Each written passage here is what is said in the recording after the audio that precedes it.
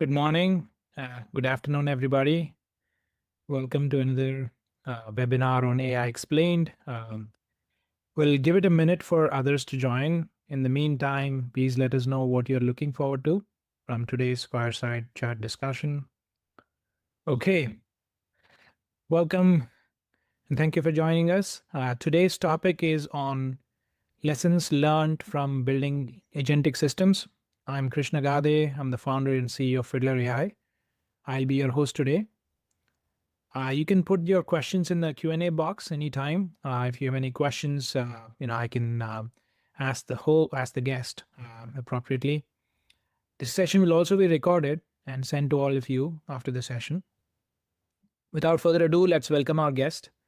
We have a very special guest today, Jayita Putatunda, Director of AI Center of Excellence at Fitch Group. Jayita is a very, accomplished AI leader. She's a rising star in this field.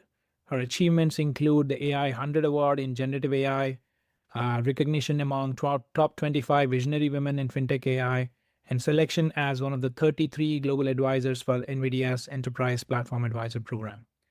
Jayita, please join us on this program.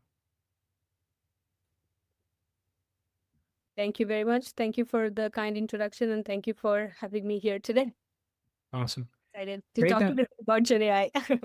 Absolutely. Jayita, I think, you are in the thick of things as in the field of AI, in generative AI, now agentic systems. And, I think as the world is moving in the world of AI agents, what is the biggest reality check when you first moved your proof of concept to a live production agent? If you can share any interesting insights, that would be great. Yeah, I mean, that's a great point, right? Everybody, and every now and then, every day when I wake up, I see there are 5 different processes, 3 different frameworks. And when we are in this space and in the tech, the goal is always to build something that is new, that's better, that works the best. But how do you really measure better? How do you really measure if what you have in place right now, does it need an upgrade? If it needs an upgrade, what are the baseline metrics that you're really evaluating it against? So my answer to that would be twofold, right? First is, I think it's always been there in the software development lifecycle, the 80-20 rule. So the most of the time and I am guilty of that too, because I am a data scientist by profession and I've been in the field for 10 years. My goal, I get excited every time I see a new model. And it's like, I have to implement that with the new framework and see how it works. But I think as and when you think more from not only like your developer perspective, but more of like the business function, that how are you really adding value to the business? Is the ROI worth it? You kind of do that 80-20 rule again. So 80% of the focus should be on all those use cases where, like they say, low-hanging fruit, but that doesn't mean that it's not important. It means that it has a bigger impact and your impact to effort ratio is like good, and you can take that on rather than spending, 6 months just prototyping, and by that time the framework has already been obsoleted. And we've been seeing and just talking about it, right? Like some models came up 6 months ago and now they're like extinct from the scene, and we are like, okay, what are we really doing here? So that's my first take. And I think the second biggest lesson I feel is that most of the time, and it has been true even during like when we were building predictive ML machine learning models, but it was easier to handle then because our systems were deterministic and we had like a good set of historical data that we were comparing it against, and comparing one is to like apples to apples. Now it's more like the generative AI systems are giving so much output. How do you really categorize it? How do you really define your matrix, and not just matrix that, oh, it gave me productivity gains? What productivity gains? Is it saving how much of your dollars, how much of your developers' time, or is it like adding, reducing cycle of completion? So very specific methods of evaluating of why you are really doing an agentic AI application or building it through. But yeah, I feel like if these two processes are nailed in the head before you begin your process, the chances of success definitely increases multifold. Absolutely. So before we dive in deeper, right, can you give us an overview of the type of agentic systems and products you've built recently and deployed? What are some of the use cases? What are these systems trying to solve? Yeah, I mean, there are, and so it's a couple of things, right? There are 2 ways of defining what kind of agentic solutions you will build. First, based on your use cases, and second, based on the agentic AI frameworks that's available. By frameworks, I mean, like, is it going to be a simple React model where it's like reasoning and doing some action for you, a one-to-one output, or it's going to be more of a reflection-based model where you're also auto-optimizing on the spot of whatever the output you're outputting based on some business rules or like some evaluation criteria that you already have from the business side. The second part is, I think we also have to figure out that where is that high ROI agentic pattern? Like, what are the use cases? Some use cases, and especially in finance, I still believe that we are not at that space where agents can really, and this is my personal opinion, based on like what I'm seeing in the industry overall, the kinds of data that I'm handling, is that the highest autonomy use cases or the patterns is we are not ready for that. I don't think we will ever be ready because we are also very highly governed, and it's for the good. I feel like there has to be some layer of credibility and responsibility, accountability that needs to happen, and the entire autonomy pipeline, I don't think we're going to go there. So how do you find a real balance and find some use cases that is really giving you a lot of time savings, and your analysts are freeing up their time to do some more high value analysis versus, I don't know, like going and reading a 500 uh, page PDF like and spending like 3 hours on it, rather than if you can build a system or like an agentic AI pipeline where you are processing the data the right way, you have an interface for them to really query conversation and then find exact places of information that they're looking for. That's much high value. So I would say, yeah, use case driven. Some use cases that definitely comes into mind is like maybe report generations, having some kind of voice and templatized models ready, and then utilizing some of these agentic AI frameworks to see that how do you really hone in on the optimization side and output something that's really aligned to what business wants. Again, at the end of the day, whatever we are building or whatever anybody should build should align to what the business requirements is, and not just for the sake of it. So you mentioned two different types of agentic systems, right? One is more like a workflow like system where maybe somewhat of determinism is baked into it, and then there's like a fully autonomous agent that uses reflection and all. Can you sort of go a little deeper into these two systems where you have found one better or the other, and maybe get a little bit of internals? Yeah. Absolutely.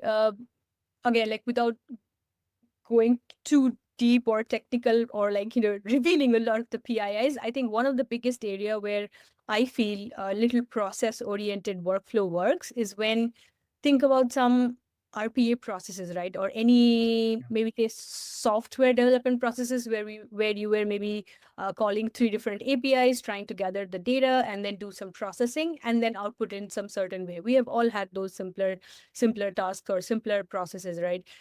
Those processes, I do not think really needs a lot of verbosity from the models that the Gen AI usually adds, and it adds a lot of complexity, right? Like, why would I want to complicate my clean workflow that I had, but I still want to make it better? I want to still give it the option to call additional tools or additional memory just in case so that it remembers the conversations prior or whatever that memory is, right? So maybe that's a very good use case where you're following a workflow, but you're also giving a little bit more flexibility in terms of access to memory, access to different databases, and then giving the user an end-to-end a better experience of working through that workflow. It's a known workflow for the user, but still with a little, I would say, augmented features and capabilities to really make their life better first. And the second one, of course, like we said, that is a little bit more where you are really trying to give the model or whatever the agentic system, say you are creating a batch of 3 systems and you want it to configure or like coordinate between each other and see what the output of the previous agent was. Say if it was an evaluation agent and you have a reflection agent, the reflection agent is supposed to take the output of the evaluation agent and then go and clarify with all the previous business rules you have inputted and see that, does this make sense? Are we abiding by the rules? Did the output really follow all the processes? Score it on that and then feed it back again to make sure you're auto optimizing on the output. So here you have a little bit more autonomy, but again, that autonomy is driven by the set of rules that came from business, and you are not just evaluating blindly, if that Right. makes sense. So it seems like in the first case, you are constructing the workflow manually. So the routing is almost deterministic, but you're taking advantage of the model calls and tool calls to augment your existing business process automation. In the Yeah. second case, it seems like the agent itself automates their workflow, and it is using reflection and Mhm. evaluation to self-correct itself, right? Yeah, Could I mean, it's this planning a little bit by itself and saying right. that at this stage, do I still need to optimize, or am I good to go and just end the process and give the user the output that they're waiting for? So that decisioning is still happening from the agent side, and that's why I say maybe it's a little bit more autonomous. But Mhm. again, everything is like checked end to end, so it's not really autonomous. It's just like somewhere in the middle, somewhere up there. Yeah. So in the second case, in the autonomous agents, this concept of reflection is quite interesting, right? Because in traditional software, you don't have this. Could you elaborate on what reflection is and how it helps autonomous agents? Absolutely. So I forget where I read. I was reading some blog, and I can share the link later. Is that how software is changing, right? Like how the software development life cycle, as we know, is like changing a bit because yeah, like you said, we were not using LLMs prior to this. LLMs are more non-deterministic. So what happens when you bring in non-determinism into a deterministic workflow pipeline? How many checkpoints do you need to measure? What do you need to measure for each checkpoints? And also like not really over-engineer it. Otherwise, it's going to be like a too complicated system with 5 different agents where you really don't need that many. Maybe it can just be one trigger agent and the rest of the workflow remains as is with the additional capability of tools, like I was saying.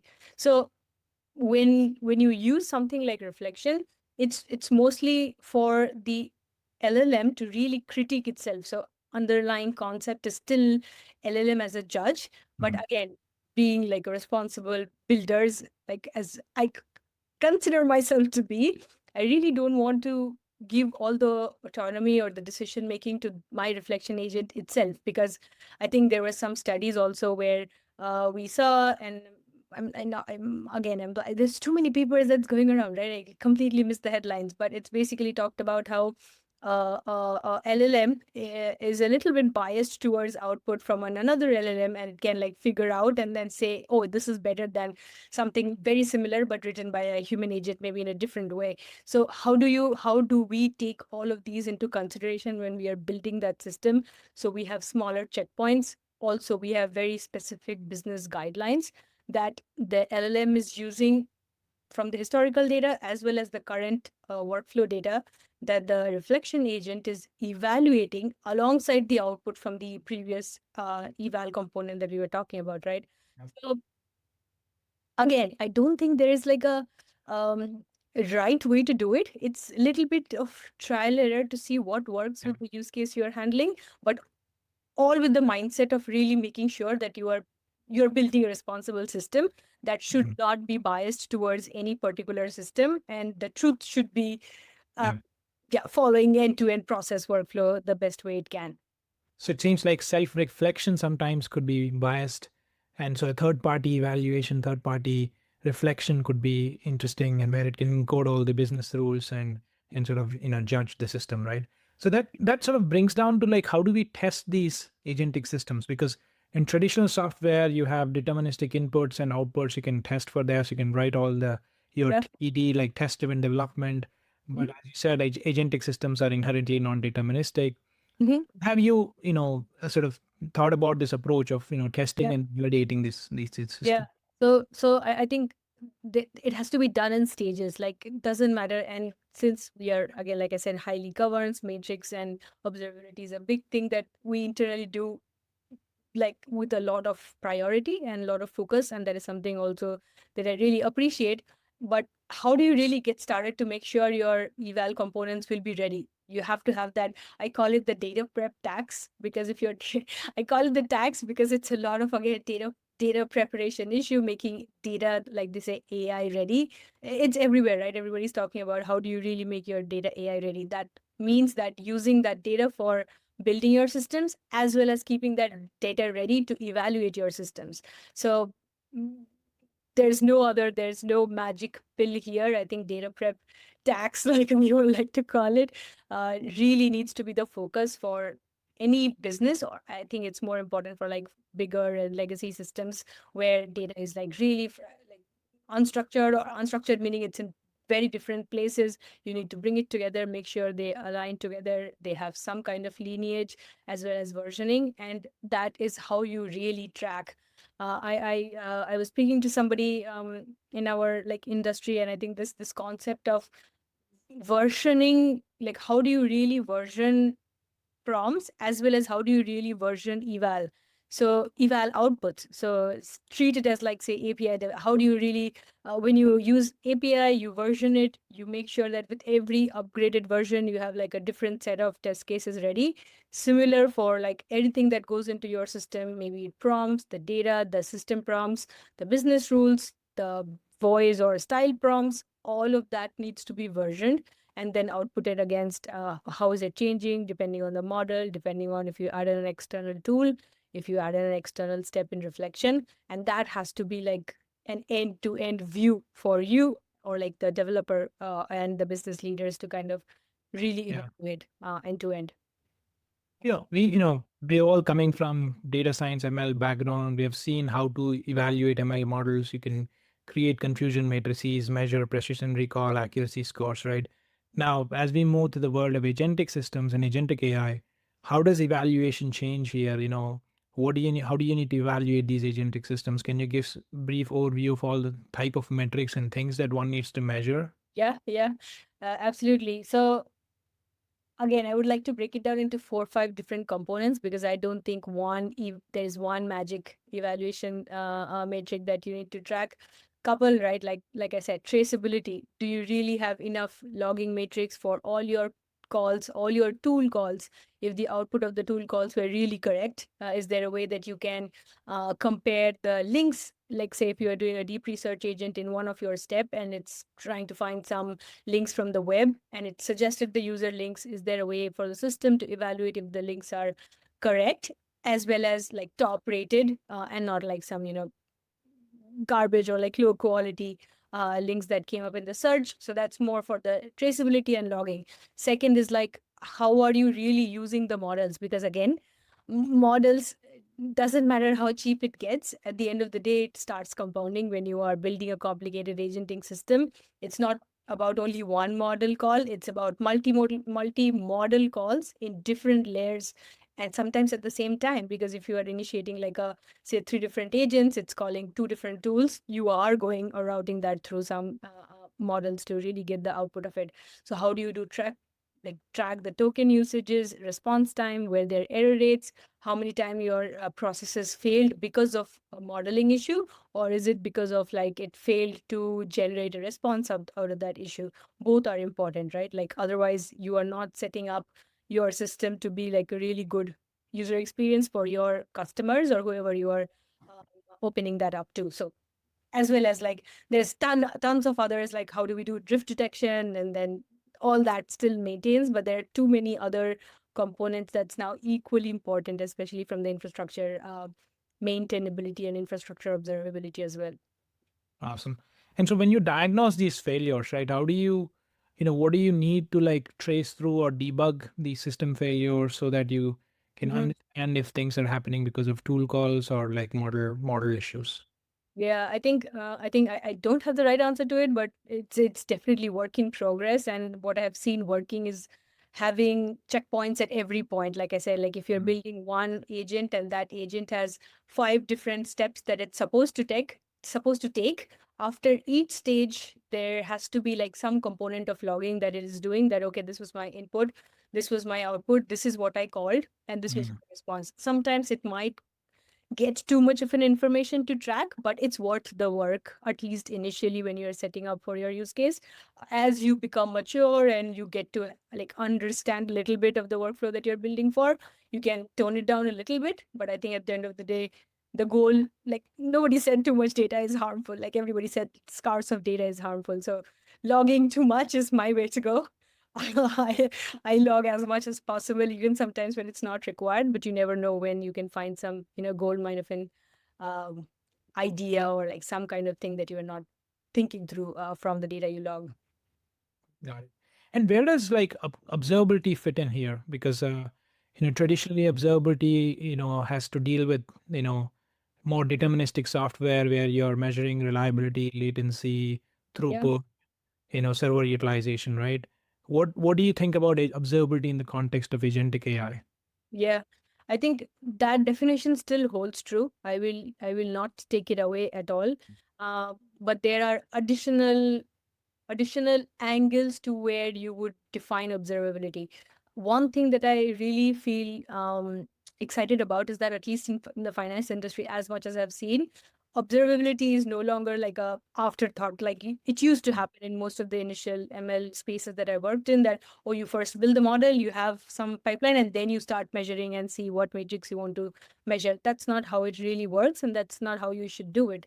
You start with the matrix, you start with the steps of where you are logging, and like you said, all the things that you said is still relevant, but there's also how do you really bring in effectively a human in the loop for multiple angles to observe a pattern of output, make sure that pattern makes sense. Because if you really want to scale a system, there's no way you can scale it with, like, say, two or three human in the loop reviewing everything, say thousands of document data that you have extracted.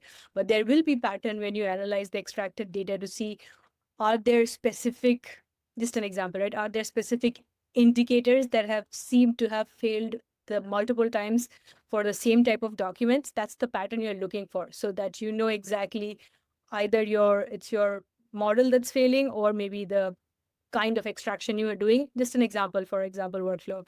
The kind of extraction you are doing, maybe it's failing. One, I can also share a learning that I had recently, is that some of the huge financial documents you will see is highly it's text driven, but it Mm, also has like infographics, tables that looks like tables with actually an image. So how mm, do you really bring together the insights from a text based extraction, and from like a table as well as an infographic, and make sure they all align, and the summary of all that extraction really makes sense and tells the story correctly, and there's not any no specific data that's getting lost, or you're not losing anything in translation. So yeah, like at every stage where you are bringing in the observability factor, be it the human in the loop, finding the pattern, and making sure the end to end story that you are building, or like the solution that you're building, really aligns with the expected output, and then you build on top of it slowly to really add more color to it. But start yeah. simple. Yeah. Yeah, makes sense. Especially as you kind of describe this agentic workflow, which mixes, structured and unstructured, right? And when you are in a financial domain, you cannot hallucinate on numbers. You cannot pad an extra zero for a Zero. mortgage rate or like or some sort of 0% uh, tolerance. Yeah, no tolerance credit there. score. How do you deal with that? Because this is actually a big problem that a lot of us are facing, right? There's this non-deterministic beast, and you're trying to control and put a deterministic layer on top of it. How do we make sure that this has hallucinations or these Yeah. things, monitored and observed? Yeah. So that's why I said, right? Like, at least for the financial use cases, I do not think that the current LLMs, or like the large language models, way they are built and how they output, we all know they are like all predictive token based. They're not really understanding the quantitative numbers, and that's why we've seen, I'm sure you have seen those funny LinkedIn posts about, is 9.9 bigger or 9.11 bigger, and then you see all the wrong answers. That's why it's happening, right? But I think the models are getting better and better as we are making a little bit of infrastructure change, and that this is where the business way of building a solution comes into play. This is your system design. It's not necessary that you really apply LLMs for all your steps. Yes, of course, for things like that's highly time consuming, like really extraction of the data, you do a first pass with the LLMs. You have your own predictive models that I'm sure all companies have built, especially if they're a legacy company in the space that was doing this work prior to the LLMs came into the scene, right? So why are we like moving completely out of that space and not really building a hybrid space or a hybrid model that's taking Mm, advantage of what we have been doing for so long? Use that as our learning curve, use that as our, I would say, a training material, or I would say mm. some, maybe if I can say it in this way, maybe a few shot based learning methodology from what we were doing with our predictive models, and Yeah. help leverage and ground our LLM outputs. Again, there is no one easy way of doing it. It's Yeah. a lot of trial and error, figuring out where our systems are failing, which indicators are too complicated for the system to handle, and then bringing in either SMEs or our previous generation of models to help us guide through Yeah. that. So yeah, In other words, you're saying the classical machine learning models still need to exist, and you need to layer on an agentic skin on them and try to ground your generative AI outputs on the predictive, what predictive models are suggesting. I mean, there's a lot of value with some of the predictive models that I've seen the financial industry usually work. There's a lot of work going on, and especially now with the power of LLMs, knowledge graphs have again come into the space, right? Like it's getting a lot of more traction because now it's easy to stand it up and maintain with the help of the LLMs compared to prior to this, as well as a lot of work is happening on the causal AI side, which is also a domain I'm highly interested in. I'm trying to like find and do as much work as possible in there. Is that how do you really ground your um, non-deterministic outputs from LLMs with like the causal analysis that I am sure you have already done, or your econometrics team or your statistical team have been doing prior to this, and then utilize that to gauge your level of correctness. If I can, it's not accurate, but correctness. How Right. correct are you, and where are the areas of yeah, most of the gaps? Absolutely. So there's a question from the audience I'd like to take at this point. Someone is asking, our agentic system works great in dev mode, but we keep hearing production is different. What specific failure mode should we be preparing for so that our testing isn't catching? Okay, so it's basically, could you repeat that? So it's basically saying So that basically, it's the agentic system. You evaluate it, it works fine on your test cases, but when you get into production, then yeah, when in all kinds of noisy inputs, it seems to be having reliability issues. absolutely. So this happens, right? Like when either we are not working, we meaning the engineers and the technologists or the developers are not working close enough with the business to really understand their edge cases or what their clients are looking for, what kind of questions or kinds of data set that might come in that we have not tested in the system. That's number one. Like I have seen this multiple times with my prior organizations as well, is that, and I am guilty of that too, like I said in the beginning, to really start building the moment we see a new architecture or a new process and say that, okay, look, I have 25 test data sets or like even 100. It works absolutely amazing. Let's put it into prod. Before that, did you put it into QA, open it up to your beta testers? Did you get like a handful of sample people to really push it to its edge and figure out where it's breaking? And with all those observability checkpoints that we talked about, that is how you really catch what your product is missing that maybe your PM hasn't think about before or your developers haven't considered in the edge cases. And you really refine that with your beta test. I am 100% sure, even if you're going down the predictive analytics route, there is always something that you miss in production. And this is how you really fine tune your or tune iteratively your application, software application, or whatever application you are building. So yeah, never release the first into prod. Make sure you're releasing in QA dev, have open it up with beta testers, test them, ask them to test it and push the application to its max. And that's how you really know about your application more and get your stakeholders buy-in to really support you in that. Yeah. So that sort of brings to a meta point, right? Mm. Where do you see the biggest gap today between current agentic system capabilities as you build on top of these orchestration frameworks there, and then what actually enterprises need for a reliable production deployment and maintenance? Yeah. So multifold, right? Like I definitely feel like I said, the frameworks are changing every day. So having one framework or access to one model shouldn't be your moat. This is the word everybody keeps throwing around. The model and systems are not your moat. The application you are building Mm. based on your business's input, the ROI you're trying to get, the problem that you're trying to solve, uh, the matrix that you have designed, and the process workflow that you have, all that comes together. And this kind of very correctly ties back to that great article you shared, Krishna, about the compounding AI systems. Like I said, it's no longer that model's responsibility to get you the right answer, and you cannot blame, oh, the LLMs are hallucinating. Of course they are hallucinating because they are built on like the entire internet, and it doesn't know the specific requirements for your task if you do not give it the right directions, uh, the config files full of system prompts that has very specific nuanced guidelines, a structured workflow to follow. A structured workflow meaning like a set of agents if you're building an agentic system that follows or have a scope defined for that agent so that they don't have the tendency to go out of the box. One funny thing I actually recently read is that somebody asked an agent that help me with this, and then it started gargling out like thousands of lines of code because that's the way the agent was trying to help the user, right? But if you tell me that help me do 1 2 3 by using 5 6 7 these tools, that is how you really build a more aware and context aware, like this, a context aware system that you have a better potential of evaluating, handling, and observing rather than just saying that, hey, help me to solve this problem. So it will help it like it can. Absolutely. Now we have all these agentic frameworks they're being catered to business users, right? So where you can go and make these questions and shoot yourself in the foot. Yeah. Um, Yeah. awesome. So let's take another audience question here.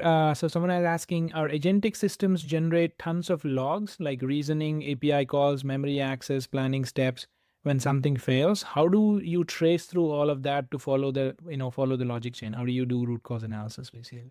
Yeah, absolutely. And they can return if you write the systems the right way. You can return, like from some of my reflection agents, I have returned the context that went into the final reflection chain. I returned the chain of thought, sometimes the chain of draft.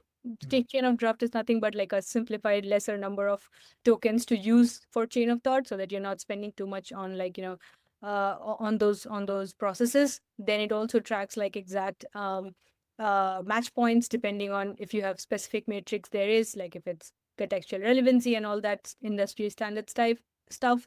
And then you can also add custom matrix. So Yeah.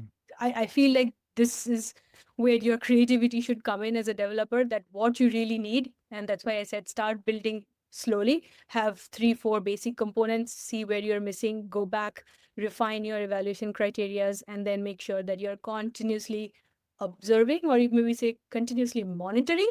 And that's how you really build a good quality iteratively developing solution, rather than trying to build it all at once without like much thought into it. Yeah. That actually brings a question. You mentioned custom metrics, right? So, like, there is no out of the box way to measure these things because, like, every application that you're building is sort of slightly different from the Yep. use case, and so Mhm. you may have to write tests or custom evals to measure those things, right? So what would be that development process look like? For example, let's say you're trying to build a customer support agent that making a call to Mhm. a ticketing platform and summarizing the activity. What are Mhm. some of the basic stuff one a developer needs to do to Yeah. get that going in the first place? Yeah. So yeah, like I said, like if you're using a agent framework and if you're using all the components like tool calling, memory, make sure you're logging each of those components. That's baseline, that's industry specific, or like by industry specific, I mean industry standard. That has Right. nothing to do with your specific use case. When you start building your use case with, say, for a customer agent that you said, I'm sure you're working with somebody from the marketing or the sales or whoever, which departments are. The the partnership between business side components and developers have never been this important. Now that we are into like really going into this uh, open sea of non-determinism, and there could be so much negative or noisy feedback, that for me as a developer without much business context, i can I can maybe feed out the junk from an initial view, but what could be junk for me may not be for the business side. They could have like some internal insights that I'm missing. So working with partnership with business is your best bet to start from the start. And that's why I feel everybody has spoken to in the financial industry side who is trying to build agentic AI systems first talks about that we have to get our stakeholders buy-in, and your stakeholder is your business counterpart. So they need to believe in that vision of what you're trying to build and how it will make their life easier. That's how you bring them in. describe the entire process, make them understand what the key risks are, and get their help to really define those key metrics. There's like literally no other way that you can define this matrix by yourself being a developer without much business context. Absolutely. And so the question is now the world has moved in the last 5 6 years from ML ops to LLM ops to now agent ops, right? Yeah. What are some of the what are some of the Agent ops. Okay. Yes. what are some of the differences or commonalities that you've seen in these worlds? What are some of the learnings that you could probably derive from your ML ops systems to like now the agent ops, and what are some of the differences that as well when you're doing need to do differently? Yeah, yeah, absolutely. I mean, some concepts still have the exact same amount of value. Like, are your the basic first level is your system useful? Is it useful in the terms of being accurate, in the terms of being responding to what the user is asking, and not just giving it like five different links that the question didn't even ask for. So yes, relevancy, accuracy, making sure that the system is not breaking down or there's no downtime is your baseline matrix that rolls over for each of these components that you said, right? Now with more agentic side, and there's actually a great paper, and I can share the link in the chat. That recently I was reading this yesterday night, and I found it really interesting because it aligns. I'm not sure how I share in the chat. Maybe I can quickly Yeah, you, share I my. think yeah, there should be team can enable you with that. No worries. I can quickly share my screen. Can you see the? Okay. Can you see like a paper? Yeah. Okay, so this is actually a great paper called Why Do Multi-Agent LLMs Fail? And I was just looking through some failure categories that it has identified here. If you see, the biggest one is like, say, system design, agent coordination. The hardest part is like, how do you really make sure one agent is working together with the other agent the right way, as well as task verification. So yes, premature termination, making sure there is no incomplete verification or incorrect verification. That these are like very new terminologies or new ways of thinking for your system, but there's no way you can like really avoid it, because if you're building a multi-agent different orchestration processes, this has to be taken care of in like one of those chains of loggings that you're doing and thinking through it. So Yeah. very I would say newer domain of like how do we really think about the systems, but the baseline still remains the same, right? Like, is it accurate? Is it helping your end of business user? Is it giving you the right kind of answer that you're looking for? Absolutely. Three. So that just tells you that there's just no black or white. There's actually a big gray zone here because the incompleteness actually is like gets you into this big gray zone of how to Yeah. evaluate these systems. That's Yeah. amazing. Actually, that's really cool. So I guess like from a like let's say from an SDLC of an agent development perspective, you want to sort of just give a simple recipe for a new AI team starting on this journey, like maybe 5 6 steps, just like follow this recipe to deploy your first few agentic apps, what would that be? Very interesting. Again, that recipe can be made in so many different ways. But if you ask for, like, say, the top three biggest components, first component is like, what is the expected output? Like, what is the user problem you're solving and the expected output. From there, you kind of work back to see what you have in your system so far. Is there data gap? If there is data gap, how do you fulfill that data gap? If there is process gap, that is easy to, I think now with all the frameworks, is it's easy to fill in the process gap with like a lot of open source. Like if you want to build a workflow and chain a couple different tools and models, you can easily do with something open source like RangGraph.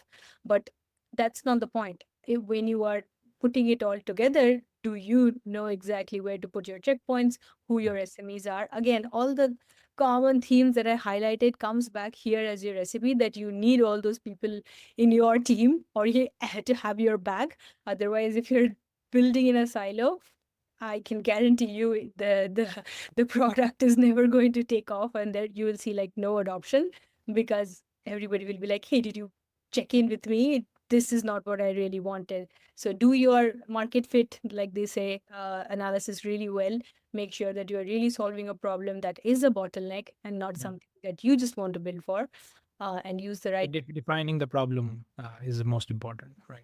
find the problems and the matrix that you are so that you Metric. can map at the end of the day before you get started, and then you can keep iterating on it and then make it more, I would say, defined and colorful. Right, right. And then include all the stakeholders and whatnot. That's cool. That's awesome. So I guess, let's actually take a few audience question. There's one interesting question. In your experience, have you seen a use case that made you go, this is awful for agents, looking for a framework to think about what makes a good versus bad use case? Very interesting. So I actually very interesting. I actually did a read a recent paper about how agents, human agents, and Gen AI or AI agents, whatever, will come together to solve different kinds of problems. There is this concept of if it's low risk, or the theme is if the um, variance tolerated in the output is really, really low, that's Mm, not something you would really want to build in an autonomous system. By mm, that, I meaning exactly that same point you said. If you are building a financial analyst agent and it analyzes a trend pattern and gives you complete garbage output based on the spreadsheet document that it evaluated, do you really want to build an autonomous agent on top of that? Maybe the autonomous agent is helping on the initial stages of data extraction and putting it into like some templated format that will help you, or any other predictive kind of process that you have in place to expedite that process. But end to end, is that a good use case? Maybe we're not there yet. Maybe in 2 months or 3 months or 6 months, I don't know, like maybe we will get there, but not yet so far.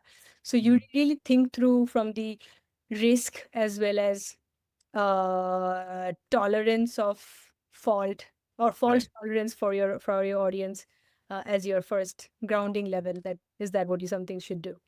That's a good point. Variance in terms of being able to be happy with the Yeah. correct output. Yeah. Yeah, it's a Q&A procedure. Sure, like if there is a couple of changes in the line of my Q&A conversational agent, I really don't mind. But if there is a factual error or Yeah. like a trend analysis error where it's supposed to show high and it's showing no, low, or no changes, that's catastrophic in terms of reputation as well as yeah, your entire business line. Yeah, makes sense. Another audience question here. Our leadership asks, how do we know the agents that won't randomly break in front of a client? Especially they're building agents and we can't give them accuracy metrics like we used to. How do you convince stakeholders to trust something unpredictable? This is, I think, a industry-wide problem.